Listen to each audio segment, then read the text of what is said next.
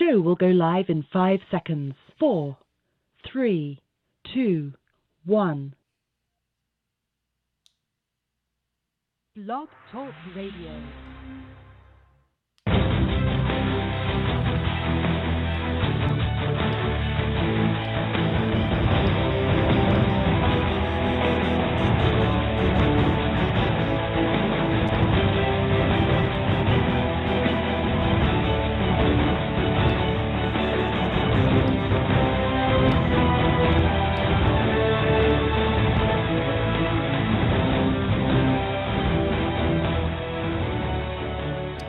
Good evening, everybody. Although here in Puerto Rico, it's already nighttime. You're listening to Yaron Brooks Show. Today is Yaron's news briefing. This is episode number 17. Thanks for joining me, where I review what I think are the highlights from the news, or at least the stuff that interests me out of the news. I don't pretend to follow everything. As you know, there's certain items that are constantly in the news, like this Russia investigation that I just find boring and uninteresting. And therefore, I don't discuss unless something substantial happens that I have to discuss. All right. I want to talk about one main issue today. And some of you might be surprised, but I'm going to be saying some positive things about the world and positive things about what's going on in the U.S. right now. I'm going to find something positive to focus on, but I think it's important, and I think it brings out some important features. So we're going to be talking about deregulation under the Trump administration. So what is the nature of this deregulation, and why it matters? What are the consequences, short-term, long-term? And what does it all boil down to? So we'll see how long this takes, but I'm quite happy to talk the whole time about this issue, although I do have to talk about trade in connection to this. So we'll also talk a little bit about trade, and then we'll see if we have time to talk about anything else. You can call in with questions, 347-324-3075, 347-324-3075. Let me finish my discussion on deregulation before you call about any other topics. And remember, when you call, once you get connected to the show, to press 1 so that I know that you want to ask a question. Hopefully, at some point, I won't have to say that anymore, but it's been a requirement so far. So remember, you can call in 347-324-3075. Press 1 when you get connected. I do want to give a plug. Tomorrow's show, I'm going to focus on, I guess, a negative, unfortunately. I today read what I think is an important and revealing article in The Atlantic. Atlantic is one of my favorite publications to read. I find it fascinating. It's got authors both center-left, center-right, and even some semi-libertarians. But it's always interesting. It's often interesting, not always. It's often interesting, often in depth, and often very revealing about the state of the culture. And tomorrow, I want to talk about environmentalism and this really, really interesting article that I read in The Atlantic about it, about the fact, whether we're going to starve, whether we've got overpopulation, the regular environmentalist stuff.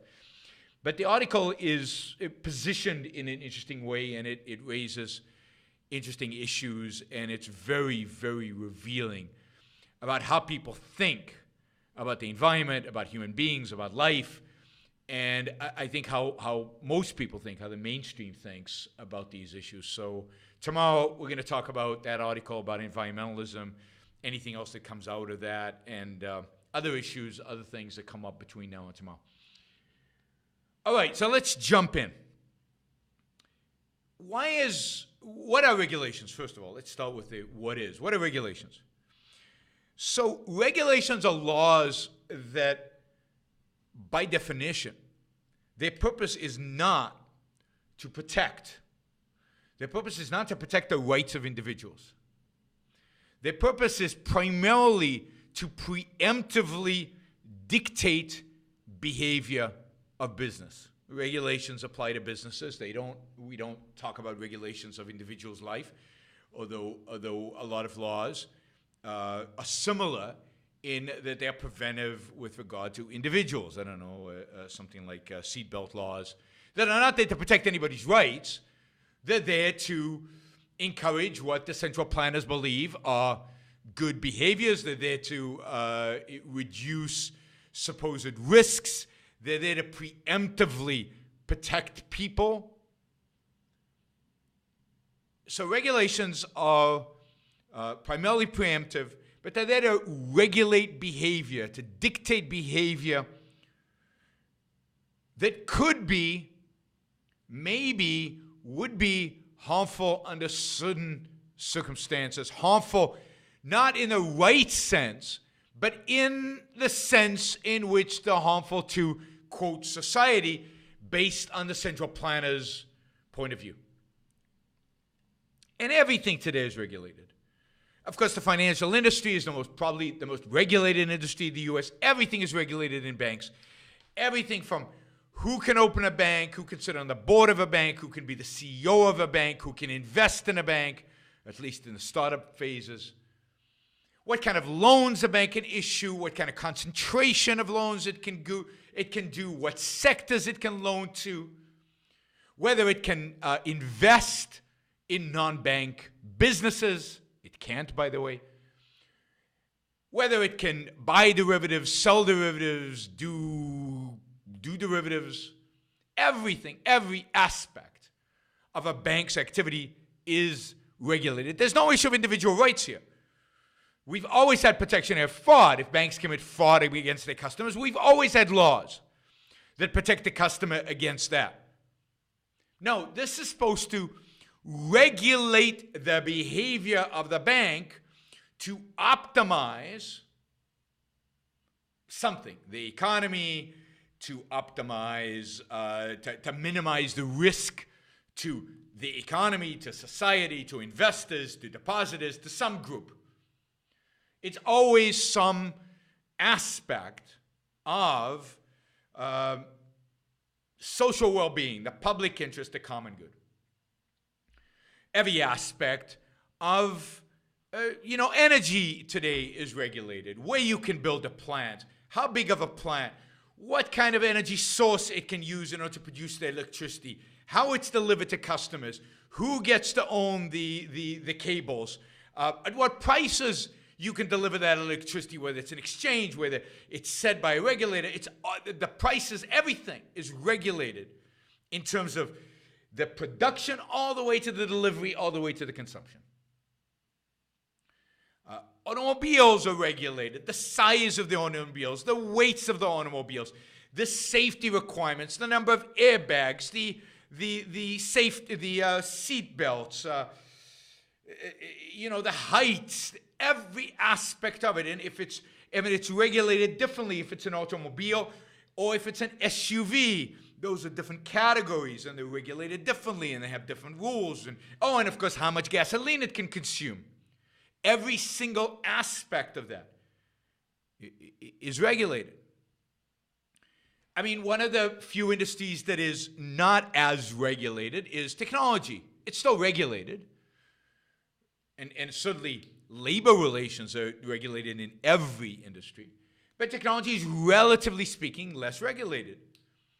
Planes are regulated, the amount of sound, noise they produce, the size of the engines, how many people they can carry. They need regulatory approval in order to launch. Every aspect. Food, think about food. The FDA sends inspectors out to farms and out to meat plants and out to vegetable plants, tomato plants, everywhere.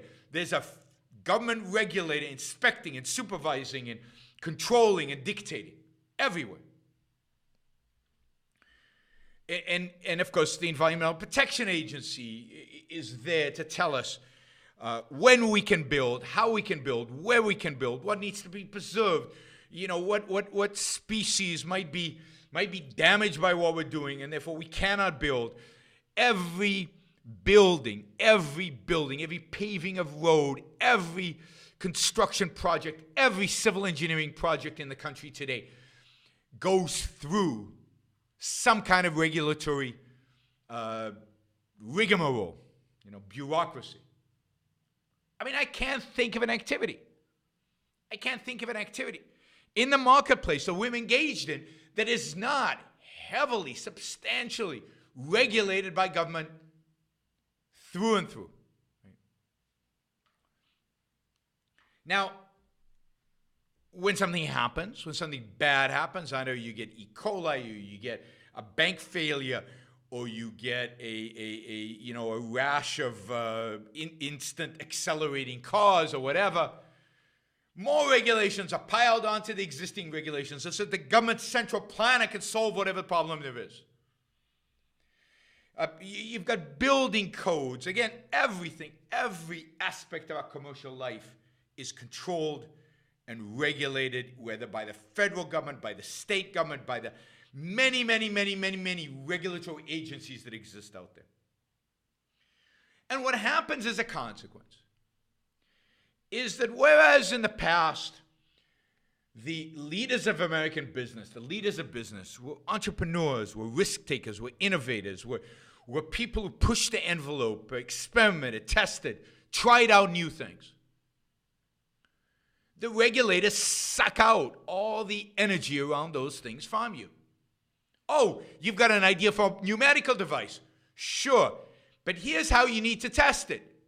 How do we know these are best practices? You've got a new idea for a better practice. Tough. Okay, we'll evaluate your idea, but it'll take 10 years to give you an answer. Oh, you've got a new metal, Mr. Reardon. Oh, no. The government agency responsible for metals has to inspect this first, and it might take 15 years to approve. Now, we don't do that to metals, I don't think. Maybe we do. But we certainly do that to medicine. We certainly do that to drugs. We certainly do that to medical devices. It cripples the mind. It restrains what you can think about. So I know the regulators are going to ask me 25 questions about this activity. Do I really want to do it? I don't know. Is it worth it? I don't know. All the things that don't get done because of regulations. All the people who don't become CEOs because they don't want to deal with the regulators. I'd rather just code. I'd rather just do research in the lab. I'd rather just run my little division. I don't want to be CEO because as CEO, I have to deal with Washington. I have to deal with my people in Washington. I have to deal with regulators and lobbyists. And I don't want to be CEO under those conditions. I'd much rather be. Think of all the talent that's wasted. Think of how it cripples your ability to think because whole realms of life are excluded. You want a new product. Oh my God, I need to get permission for it. I'm not even going to bother. And then there are different regulatory regimes depending on the presidents. Some presidents appoint people to head their regulatory agencies who want to make a statement, who want to prove themselves, who want to be tough on business, who want to prove that they are being tough on business. And they tell the minions, so the little bureaucrats who are in the regulatory world, go out there and make it hellish for businesses. Now, they don't actually say that, but that's the implication. And they do. And they use their arbitrary power in all kinds of ways. They make stuff up. They come after people and they're not expecting it. And what happens to businessmen under the environment like that is they just shut down. They don't know who's going to attack them, when they're going to be attacked. I mean, I'm on a board of a business that during the Trump administration was, during Obama's administration, I always get those two confused, funnily enough. During Obama's administration, we're constantly under barrage of attacks. And it was arbitrary. There was no rule of law. You didn't know where it was going to come from. And they didn't have to prove anything. They could put you under all kind of administrative injunctions, and you would then sue them, and you would go to court, and it could take 7 years in court. And in the meantime, the administration changed, or they didn't care anymore, or whatever. But it crippled your ability. The CEO of this business probably spent 3/4 of his time dealing with regulators and lawsuits. I've read in other places that CEOs spend anywhere between 70 to 90% in some businesses dealing with lawsuits, lawyers, regulators, lobbyists. Other times, other administrations, the word is hands off. Do the minimum. Leave businesses alone, or not so much do the minimum, but do what's required by the law and not more than that. Because the Obama administration went, boom, all out, above and beyond what the law said. And then at least it's predictable for businessmen. They know what the regulations are. They know what the rules are. They abide by them. The biggest problem in business is uncertainty. And regulatory uncertainty is the greatest evil, because it's basically, there's a regulator out there with a gun and he's shooting randomly. And you don't know if you're going to be shot. You don't know if it's going to graze you. You don't know if he's shooting in a different direction. He's got a real gun. He's got a cannon. He's got a nuke. And he's just firing it off randomly and you don't know. At least when they follow the rules, when they follow the law, the regulatory law, bad law, but at least they're following the law, then the shooting is in one direction and you know how to avoid it. But when they're overly zealous, or when they're zealous, forget about it. The regulatory uncertainty cripples. And to a large extent, I think that one of the reasons the recovery under Obama from the Great Recession was so slow was because of this regulatory uncertainty. It was because people just didn't know, and they just ducked permanently. They just hid behind their desk permanently. I actually remember once asking the CEO, he was then the CEO of Gillette. I was in his office in Gillette in Boston. And I can't remember I think it was Sarbanes-Oxley. This is under Bush. Bush, by the way, was one of these presidents who told his regulators, go out there and show them. We need to prove the Republicans can be tough on business. So go out there and really, go after business. He wasn't quite as bad as Obama, but he was not good. When people say Bush was a deregulator, it's one of the biggest injustices ever. Bush was a massive regulator. Sarbanes-Oxley was a massive bill. Horrible, horrible bill that crippled American businesses. We're still suffering trillions of dollars of lost productivity, of lost wealth because of that bill. 98-0 it passed the Senate. Not a single conservative voted for it. Against it, sorry. They all voted for it. Every single one of them.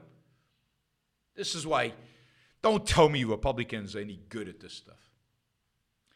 Anyway, so I asked the CEO, what do you do? I mean, man, they're going after you. They're really going, this is after Enron and WorldCom and Tyco and all these things. And he basically said, you just hide behind your desk.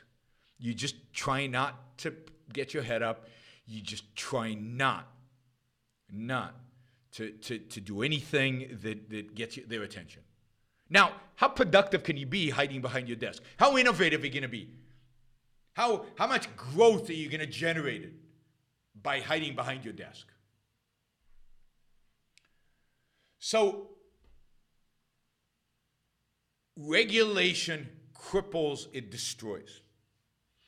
Now, what has happened under Trump is that Trump has appointed really some good free market people to head some of the regulatory agencies. Unfortunately, not all of them, but some of them.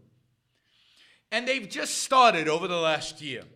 Not so much really rolling back significant regulations, because they haven't started doing that yet. But what they've done is they've reined in the regulators. They've reined in the bureaucrats. They've reined in all those people out there who are shooting all over the place. And they're more following the law. And as a consequence of this, businessmen are coming out from behind their desks. Business is investing again. Business is more confident again. Business, when you talk to businessmen, they actually say this is some of the best environment for us in a long, long time. Not because the economy is doing fantastically well, but because we're just being left alone more than we were before. We're still regulated to death. We still spend a lot of time with lawyers and accountants and regulators and lobbyists and all that. But it's less. And it's more predictable, which is huge. Huge when it's more predictable. We can now focus on actually running our business. And to the extent that American business is doing better right now, that the economy is doing better, that employment is pretty good, not great, but it's pretty good, the wages are starting to tick up, it has to do with two things. One is just some deregulation, but primarily just reining them in, just taking away the zeal, just making it more predictable. Now, hopefully, if things go well, they'll actually start deregulating in the years to come.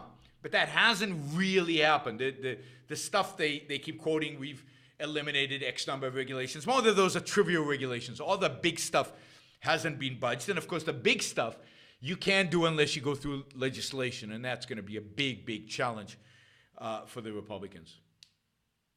So the predictability, the lowering of the level of zeal, have just become much, much better. And as a consequence, again, business is investing, business is confident, and things are going better in the U.S. economy right now. The second reason, of course, is the corporate tax cut, which I said was the best thing about the tax bill that was passed by Congress. It will actually result in ultimately in long-term, higher wages and higher productivity, but primarily higher wages even before the productivity catches up. And also, it will result in lower cost of goods. It will result in cheaper stuff.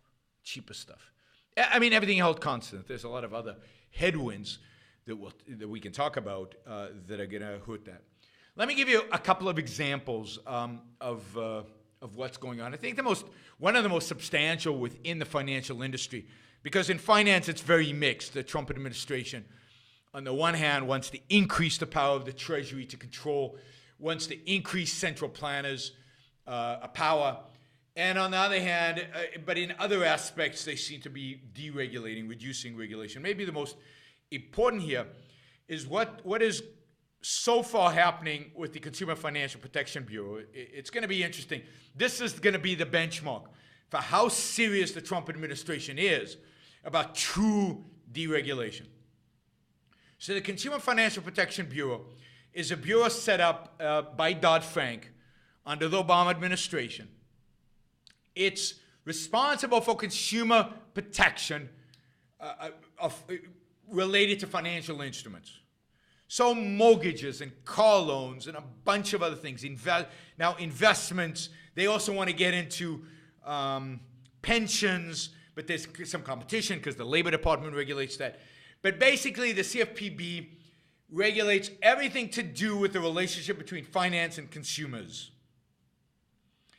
And it's a idea created by Elizabeth Warren, probably the most evil, leftist, crazy, nutty senator in the U.S. Senate today. Much worse than Bernie Sanders, much more principled in an evil way than Bernie Sanders. And it's an agency that has dedicated itself under the Obama administration and under the first year of the Trump administration to crippling any kind of innovation within the world of finance and crippling anything that might help particularly poor Americans. So they went after the payday loan industry, which is crucial to poor Americans. It's a way in which Americans can borrow money when they cannot have a bank relationship because the bank just, they can't make enough money on them. Plus, with the regulations today, you can't give a loan to somebody just off the street. You have to ask for a gazillionth amount of paperwork in order to abide by what the regulators demand, to fulfill the regulators' needs. So CFPB wants to destroy the payday industry. It's really going after systematically every aspect of personal finance. Now, Elizabeth Warren wanted to be the head of this agency. Republican blocked it under Obama. But then they appointed a guy named Richard Cordray, who is a really bad guy. Really, really, really a bad guy. And Richard Cordray ran the agency until a couple of months ago. And it was stunning that the Trump administration didn't fire him. Now, what makes this agency unique, what makes this agency truly unique, is that it's not accountable to anybody. Now, this is not a conspiracy theory. This is true. This is how it was set up by Congress through Dodd-Frank. It doesn't get a budget from Congress. So Congress doesn't dictate how much money they will get. It's not clear whether the president or Congress or anybody can fire its director. So one of the reasons supposedly Trump didn't fire Richard Cordray, which he should have if he believes in deregulation, is because it wasn't clear that he had the authority to do so, which is bizarre, right? The budget it gets, the money it gets from the Federal Reserve. Now, the Federal Reserve has the printing press, so the Federal Reserve can give it as much money as it wants. And indeed, every request for money that the Bureau has made, it has gotten it. And not only that, while Richard Cordray was director, it actually had a slush fund of hundreds of millions of dollars, just in case, just in case. So here's an agency that's not accountable to anybody, that gets its money from the Fed, that doesn't have to get its budget approved. And, you know, it has all this power. So it can be reined in. It's got a very expansive mandate. It's existed since 2011, but has really been actively functioning for the last 3-4 years. It has 1,600 employees, many of them lawyers that are out there to sue industries. It's just an evil little empire that's in the federal government with no accountability. Now, luckily, because Trump administration, you know, maybe is brave in some things, wasn't brave here. Luckily, Richard Cordray resigned from the director of the CFPB a couple of months ago, I think, to run for governor. I think he's running for governor of Ohio. I think that's right. So then it was a question. Now, when he left, he appointed his deputy, another leftist, really, really bad. And Trump appointed somebody else. He appointed an interim. He appointed his budget director, Muldavi, as the interim director. Now there's a constitutional debate. Who gets to appoint the director? Is it the president, the interim director? Or is it the exiting director? This is how profoundly weird this agency is. Usually the president can fire anybody and can hire anybody. Not here. Not here. So there's this battle. It's in the courts. In the next few weeks, we'll find out. But in the meantime, Muldavi is running the CFPB. Now, one of the disappointing things about Muldavi is that he's been accused of wanting to dismantle it and to starve it. He has denied that. I wish he wouldn't. I want it starved.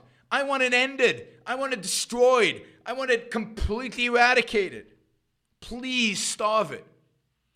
He just asked the Federal Reserve for $0 for its next quarter's budget because of the slush fund. He's going to use that money. Supposedly, he's restructuring the agency. He's doing a whole review. And they're going to, I believe, depending on who they appoint as their permanent head of the CFPB,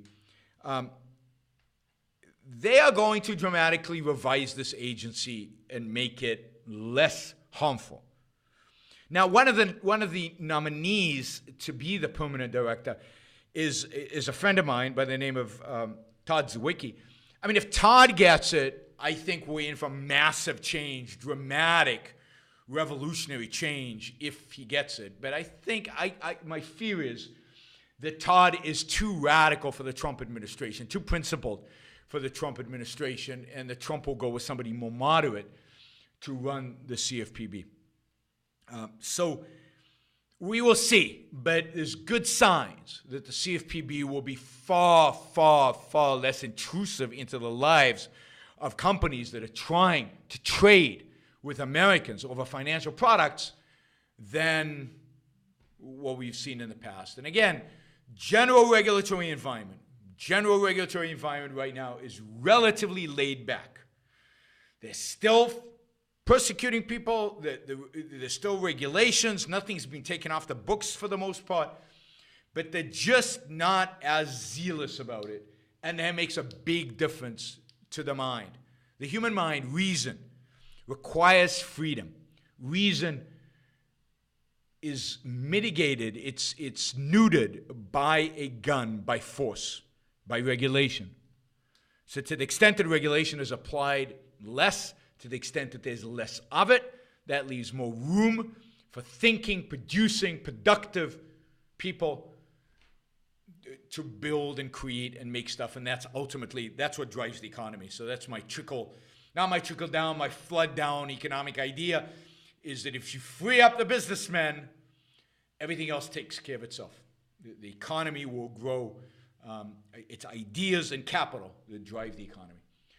All right, that's my rant about regulation. There's a number of stories in the news about the CFPB. There's a number of stories about the Trump administration's deregulatory agenda. The news is better than it seems, but whatever the Trump administration is doing, even the little that it's doing, is better than nothing. Somebody on the comment is pointing out FINRA, which is this change in how they regulate financial advisors and changing the fiduciary duty with regard to financial advisors. And it's basically going to cripple the ability of financial advisors to give us advice, to actually manage money. And it's just debilitating. And that, again, I think is coming out of the CFPB. So we'll see how the Trump administration deals with that, and that is to what extent that they reverse many of the evils that are being perpetrated on us by this agency and the many, many, many other agencies that the federal government has. All right, we have a bunch of callers with questions. So we're going to go through them, and then we'll see how much time we have to go to the next topic. And hopefully these are somewhat on topic, but we will see. Hi, you're on the Yaron Book Show. Who's this? Hey, this is Dale. Hey, Dale. Speak up. Hey, man. I've been waiting for a long time to talk to you. Hey, I wanted to talk to you about all these regulations. I actually don't agree with you on what you're saying. I know, I disagree with you so much that I don't even think you should be hosting the show. So, starting right now. It's my show. I get to host what I want to host, right? The topic is gay play. What's that? No, the new topic is gay play. So let's go to the next caller. 347-324-3075. Bye. I don't know what that was. Do you guys know what that was? I have no idea what that was. So, great. I need a call screener. That was pretty funny. All right, we're going to go to our next call. Hi, you're on the Yaron Book Show. Who's this? Good evening, Dr. Broken. I'm sorry you had to hear that. It doesn't bother me. Just wasting my time. Go ahead, Skylar. What's up? Hey, I recently posted on the Yaron Brook Show about regulations, and my whole spiel is just about how, on the one hand, like the SEC has a very esoteric regulation D that I have very little knowledge of, but there's another regulation D that is concerned by the Federal Reserve that limits transactions in a consumer bank savings account to only 6 a month. Now, my question is, that's a small little sliver, and there's a huge pie of different regulations that go out. And how would I, as an individual, be able to tackle or to blaze a trail to eliminate these regulations? Well, I mean, you have to find out what the source of the regulations are. But why focus on a little regulation like Regulation D? I mean, everything you do in a bank account today is regulated. Every aspect, how much money you move around, every time you move $10,000 or more, particularly if you move it in cash, They want to know about it. They reported about it. I mean, there's a million things that they regulate and control. What a money market account is, what a checking account is, what a saving account is. That's not business decisions. That's not supply and demand. That is government authoritarianism, government central planning dictating the nature of these regulations. And to fight that, I think the only way to fight that is to fight the whole idea of central planning. It's to fight the whole idea of the moral right of the government to dictate the terms by which you and I transact with a financial institution. It's my business what I do with my bank. It's the bank's business what kind of products they offer me. It's none of the government's business as long as there's no fraud being committed about that. But to that, you have to go to the fundamental nature of government. You cannot fight these regulations one at a time. There are a lot of people who do that. I mean, the Institute for Justice and other, the Mercatus Center out of George Mason, Cato does this. They write lots and lots of paper about this regulation is bad and that regulation is bad. And once in a while, they'll have a victory and a regulation goes away. And at the same time, while you're not looking, 10 new regulations were passed. It's the principle you have to fight. It's the principle you have to challenge. And that's what needs to be fought. And that requires a whole theory of government. It requires a whole view of what government is about. And it's, you know, it takes a lot of work and it takes a lot of knowledge. So if you're going to fight financial regulations, you have to know exactly why they're there, what the cause is, who's the special interest, who's winning, who's losing, because there's always pressure groups. There's always a winner and a loser. There's always a gang who's advocating for a particular rule because that particular rule helps their gang. Does that make sense? Yes, sir. That was very clear. I had many, I'm not going to say any names, negative or positive, but mainly they were like, well, switch it to another, well, don't make it so many transactions and things like that. They were getting around the issue. And there was one person that did answer with a similar reply that you had, and it's helpful. I appreciate that. I'm definitely going to research. I'm going to find out about these various regulations and do what I can to make sure they're eliminated. But fight them on principle. Don't fight just the concretes. Fight on principle. Fight. Right. The fight is for your individual right to make decisions for yourself. You're an adult. You're not a baby. You're not a child. You don't need mother government to tell you how many transactions you can have in your checking accounts. All right, Scarlett, thanks a lot. We've just got a bunch of new callers. Hopefully they're not all trolls. We'll find out. Hi, you're on the Yaron Book Show. Who's this? Hello? 614, area code? From South Australia. Hey, from Australia. Excellent. How's it going?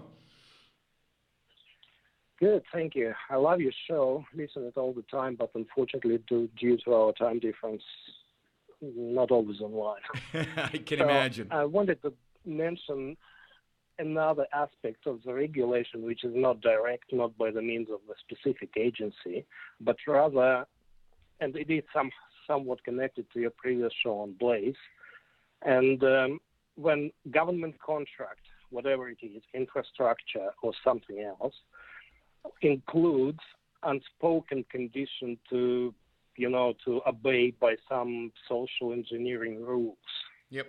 It could be some quotas for women or something like that. Yep.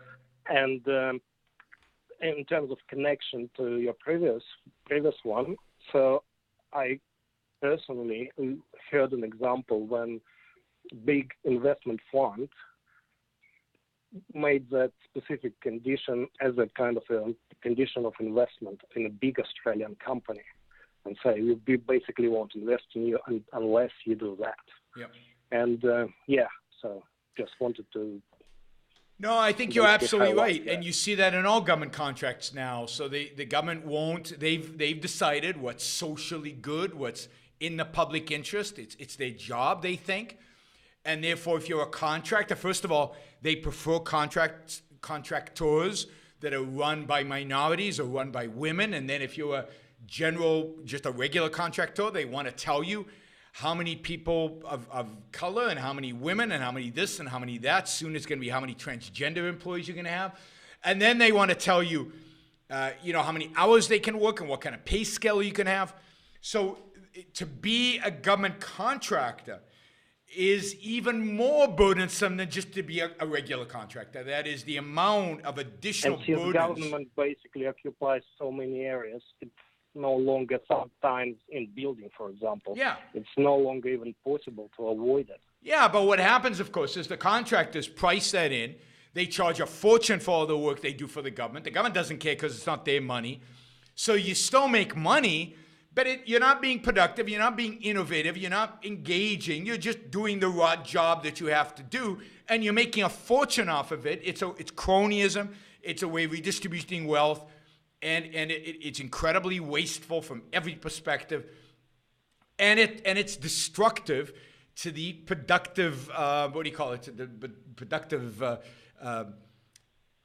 Zeitgeist, the productive kind of atmosphere, the productive vibe in the culture, because now, whatever the government wants, we'll do that, no big deal. And that's incredibly destructive to productivity and to the future. So, no, I mean, regulation is a disaster pretty much on, by any standard here.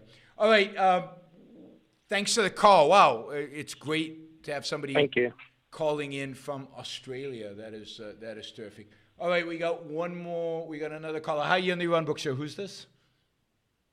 Hey, this is Bill. Hey, Bill. Where are you calling from? Hey, I'm calling from Western Massachusetts. Okay, cool. Hey, listen. While I was listening to you on hold, you mentioned supply and demand, and I demand that we get back to Dale's call and talk about the gay play. So if you want to bring up that subject, call 347-324. All right. So, wow. They're out in force today. Okay. Well, he's gone. Let's see. Maybe they're all going to be like this. This is interesting. I've never had radio spam like this. Hi, you on the Yaron Book Show. Who's this? Hey, this is Mitch. How you doing? I'm doing well. How about you? I just wanted to get in the gay play real quick. How do you? All right. Ooh, that one's gone. I don't know where this gay play stuff. My number's all over the web. Hi, you on the Yaron Book Show. Who's this? Hello, area code 314. Oh, hello, Dr. Brooke. Yes. Hi. Am I on? You're on. What's up? Okay. This is Casey. I'm in St. Louis. Hey, Casey. I'm calling about regulations, but off the usual topic, and it has to do with firearm regulations that are currently being proposed and has been pushed off by our elected representatives to the Bureau of Alcohol, Tobacco, and Firearms and Explosives in regard to bump stocks and accelerating devices. And I know this is kind of outside the norm of what you usually speak about, but I was interested in your opinion on that. I don't have a strong opinion about firearms, and I'm gonna probably pass on this. But let me just say that I do think government has a role in controlling firearms. I don't think that it's a free fall with regard to firearms. So. But exactly what the control should be, how much freedom you should have. I know, for example, you shouldn't be able to own a tank. And I also know that you should be able to own a sidearm, a pistol. Where do you cross the line? What needs to be registered? What doesn't need to be registered? Who should be banned from using firearms? All of those questions are legitimate questions. And I have to admit, I'm not an expert. And I do not have any kind of special knowledge about how that should be done. So I apologize, just not my field. I could give a little background real quick if you're interested. Otherwise, I understand if you want to move on. No, it's not a topic I'm particularly passionate about. I know a lot of people, guns are the most important thing to them. To me, it's not that important one way or the other. And I think there are many, many more important things. And it's plus a topic I just haven't really thought that much about. So. Well, if you get a chance, look into the current. If you have time and it's of interest of you sure. to you, to look into these current regulations, because it can ultimately end in the banning of semi-automatic firearms, which, given rights in general, and especially the foundation of this country and our Bill of Rights, it's a scary precedent being set by the current administration, pushing it off into a bureaucracy. Yeah, I mean, I have ideas about this. Let me dedicate a show sometime to guns, and we'll talk about it then. I don't want to. I'd rather not get distracted at this point. All right. Thanks for the call. Thanks for listening. Your time. Appreciate it. Okay, we're gonna try one more caller. Hi, you're on the Yaron Book Show. Who's this? Hello, Yaron. This is Ati from Washington State. Hey, Ati, how's it going? Hey, I'm doing great. What I want to bring up is you mentioned that the regulations don't affect the technology industry too much, but my experience has been pretty different. So for a little while, I worked at a clinical research organization. So these are companies where if you're a researcher who's come up with a new drug, you can go to these companies and they'll handle all the clinical trials for you. And so I worked in engineering, and it was just stunning because we weren't directly regulated by the FDA. There were no regulations in the government that were targeted at our company or our industry. And yet pretty much every engineering design meeting I sat in, every product development meeting, every go-to-market meeting, it was just dominated by discussions of how are we going to meet the regulatory requirements that our clients are going to demand of us. So we would make, they're being regulated, make an inferior product. No, I agree with you. I agree with you completely. I mean, I exaggerated because in relative terms, the technology industry is relatively less regulated.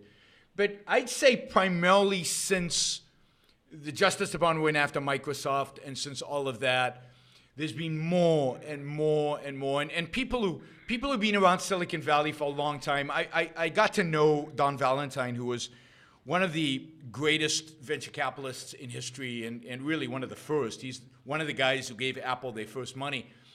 And he says it's not the same world anymore. It's not even close. The amount of regulations that Silicon Valley faces today as compared to what it was like 30 years ago is just unimaginable. And yet still, Silicon Valley is regulated less. But I agree with you.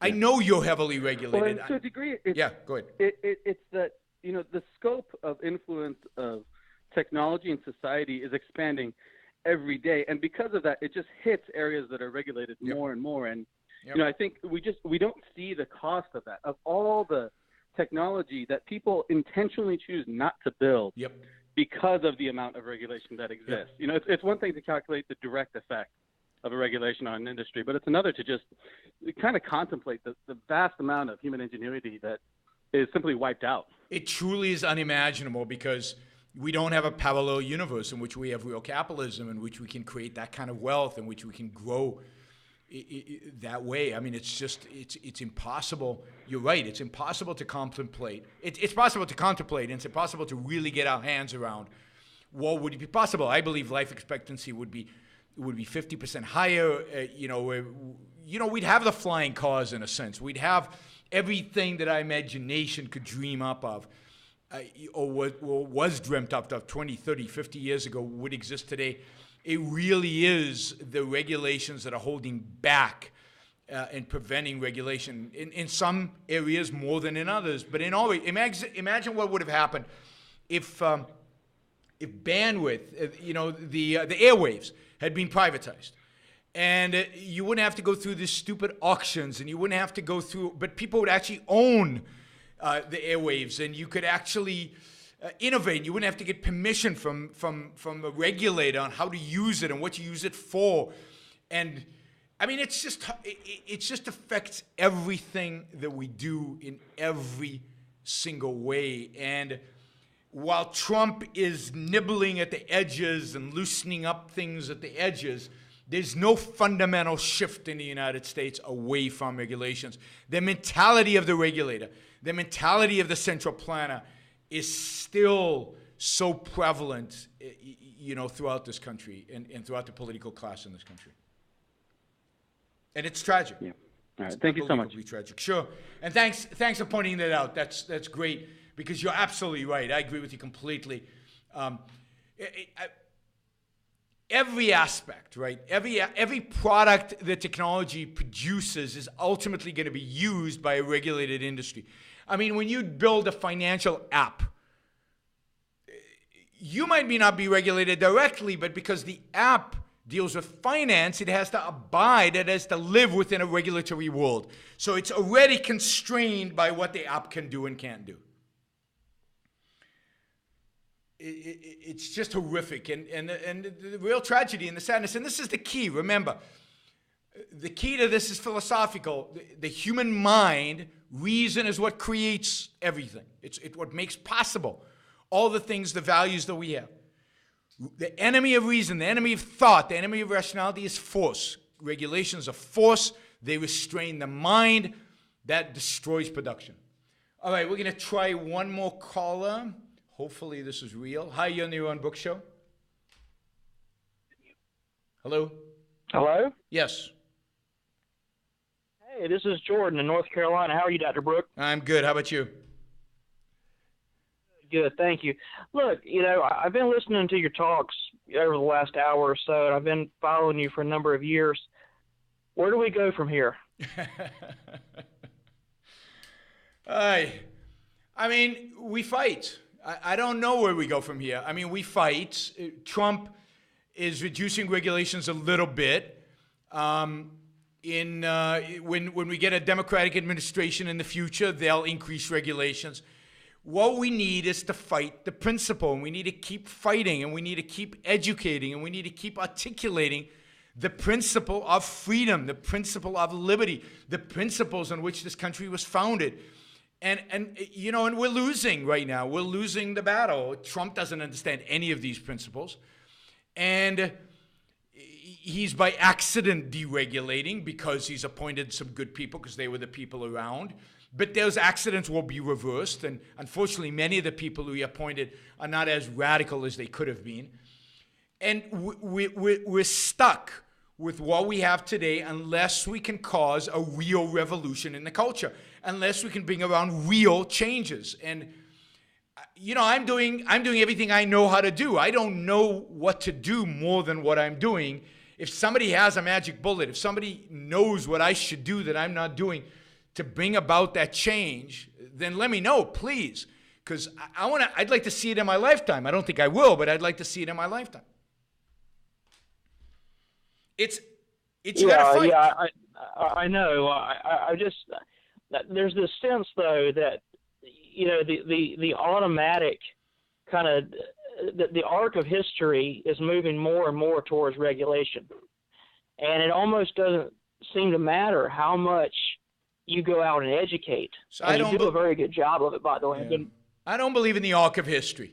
I believe people have free will, and that what our politicians do is a consequence of the ideas that are dominant and prevalent in the culture.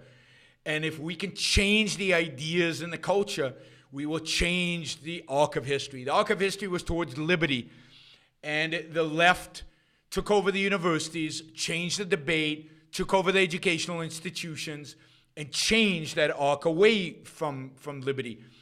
We need to change it back, and the only way I know how to do that is to educate people, educate the people, teach them.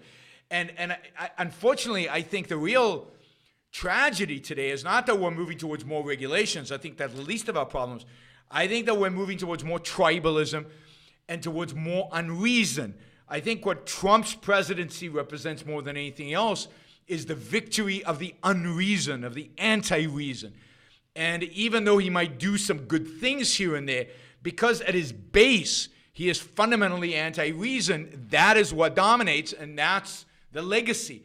And so the next president will be worse and worse and worse and worse. And what we'll get is now regulations. We'll get out and out authoritarian control over this country. So, we need to fight it. That's all I know how to do is fight the ideas, fight the fundamental ideas behind their interest in controlling us. Well, let me just say that. So just as an Atlas shrugged, Sure. The hammock of regulation, of unreason, got to the point where it eventually broke. Yep. Is that what we're waiting for? Yeah, I think that's right. I think we'll ultimately break. You saw that in the 2008 financial crisis when people were going GALT, basically going on strike, not to a valley, but just reducing their productivity. I think that happened a lot under Obama because of the amount of regulations. I think it's still continuing today. I think the previous caller is right. There are whole areas of innovation that people just don't go there because there's too much regulation. And I think we're heading towards a point in our history where the system will break. The system will break, and it'll break in a really violent, horrible fashion, because it's not just that the economy will break, but our culture will break because we can't talk to each other. We're divided up into little tribes. You've got the little pro-Trump tribe. You've got the white nationalist tribe. You've got the Black Lives Matter tribe. You've got the various politically correct tribes on the left and on the right and everywhere else. And then what? How do we even communicate? How we talk? We don't talk the same language anymore. So I think we are experiencing in America today cultural decline, and at the same time, a real risk of economic destruction. And that combination is, whoa, that's worse than the Great Depression. Now, when will that happen? How will that happen? I don't know. But all I know is if we don't change things, we're heading towards that. Look, thank you so much for all you do, sir. You have a good night. I appreciate it. Thanks for the call. I appreciate that. All right. So we survived. I think we survived the prank callers or whatever that was. The people were calling. There's a whole line of people lined up still calling that I assume are all pranks. So I'm going to ignore them. Let me just point out some just because I don't want to deal with this tomorrow. Just some news today. There was bad news on the economic front. So while relative deregulation is good news coming out of the Obama administration, it's positive. It's lifting the burden off of business. It's allowing businesses to feel freer and more optimistic and invest more and produce more and create more, up to a limit, because the regulations are so burdensome already, up to a limit without massive deregulation, which this administration doesn't have the balls or the backbone or the brain for. Probably the brain for. I think that's better. But here's the counterforce. Here's the counterforce to the deregulation. And that's what Trump did today, which was raise tariffs on washing machines and on solar panels. Now, I don't care that much about solar panels. I think solar panels have been unjustly subsidized. The whole solar industry is unjustly subsidized.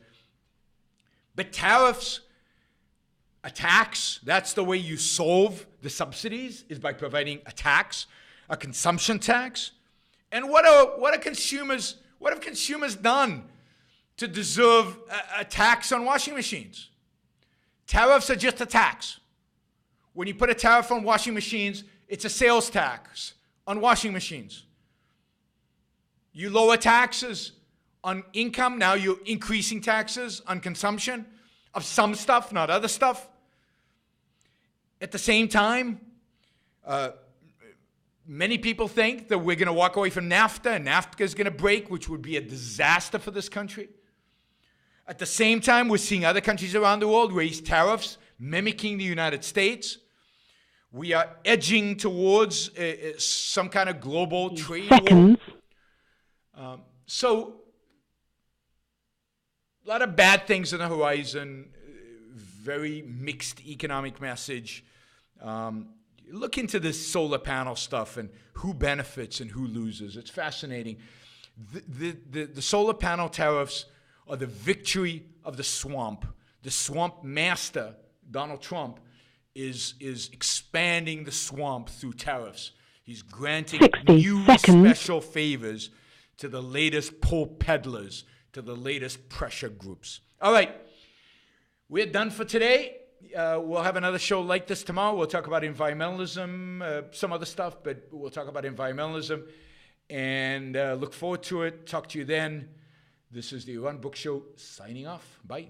Talk soon.